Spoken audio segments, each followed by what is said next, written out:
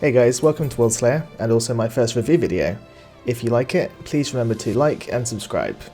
This is the first real expansion that Outriders has put out, and I'm incredibly excited to see this come to fruition. So what can you expect to see from the game?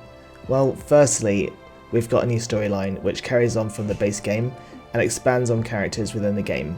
If you completed Eye of the Storm, you may remember that Channa says at the end that her visions are getting stronger, and this was really something that never clicked for me until I saw the cutscene of her having intense visions, leading us to the introduction of Ereshkigal.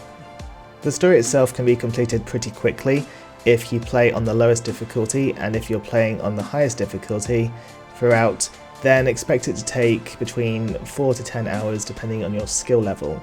You may also decide you want to explore every nook and cranny, so this will add time to your experience. The one thing I would recommend is not rushing it. We've waited a really long time for this content, so take your time, enjoy the story and have fun, and play with friends. It's definitely worth your time.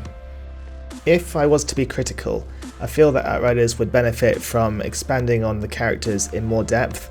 In base Outriders we saw Yagak multiple times and fought him to what felt like an endless amount of times. In this game I didn't connect with the main baddie because there wasn't really much focus on that character, which for me was a shame and perhaps a missed opportunity. I'd love to hear your feedback on this once you've completed the story, so please make sure to come back and share your opinions, as I'd be really interested to see it. So let's jump into Apocalypse tiers and endgame. I really love Apocalypse tiers. Going up to level 40 and having increased difficulty is a huge win and makes the game more challenging. Providing you are challenge tier 15, you'll start Worldslayer Apocalypse tier 16, which is item level 51, and you'll be able to grind out up to item level 75. At the lower levels you'll find that there isn't much added to the difficulty, but after you reach tier 30 you'll start to notice the increases quite significantly.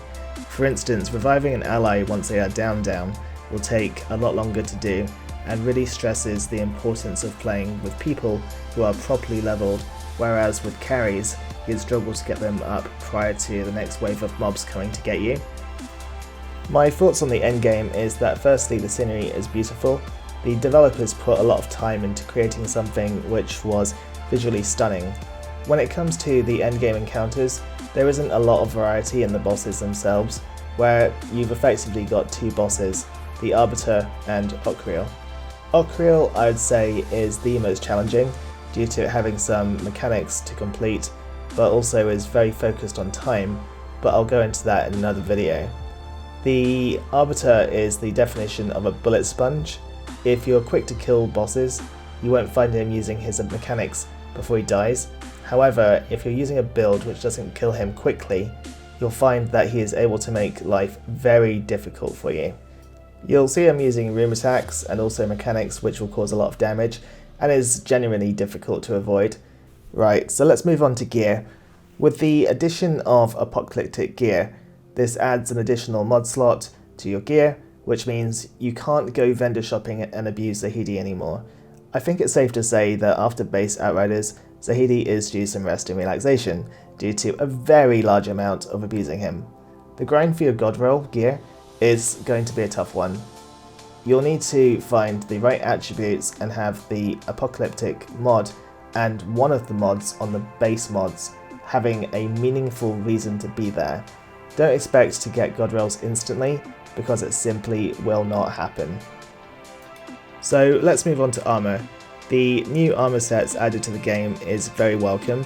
Basically, with all the gear added, they focused on skills which really saw the least amount of use so that we can focus on build diversity and try some really cool stuff out.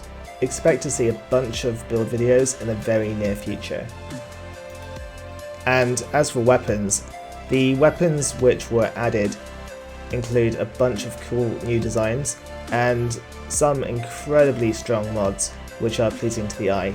When you enter into the game, you'll find that there are a lot of weapons that have been reworked due to overuse of certain weapon types. Tactical ARs. We should now start to see a shift in the meta, or a decrease in what is considered to be meta, which I'm very excited for. Having a couple of guns which basically are the only way to play is slightly depressing and takes away from the game, so onwards and upwards. And oh my god, the mods, they are amazing. I don't hold this exclusively to new mods either. Mods have been rebalanced, it feels, which improves scaling of damage. For instance, Ultimate Storm Whip I'd say is now an OP mod for me. I struggle to take it off with my build. It contributes for a ridiculous amount of damage. Whereas with the new mods like Violent Eruption, having a mod which can do a volcanic blast is just so cool to see. Having a laser come down from the sky which tracks enemies providing you keep shooting them, that's just really cool. There are a bunch of cool new weapon mods, and there are at least 3 to 4 new sets of armor, including completely new mods to complement builds, new and existing. I'd say that just about wraps it up. Overall, I'd give the game a 8 out of 10. I think that if they'd given more attention to Ereshkigal Girl and added more to the endgame variety, this would have been near perfect marks. So hopefully we'll see some stuff coming in the near future. I know that they're going to be looking at quality of life improvements, and yeah, I hope you guys enjoy the game. Do let me know what you think of it, and if you do want to watch more content, then I'm going to have a lot of build videos coming out, and I'll be streaming on Twitch a lot.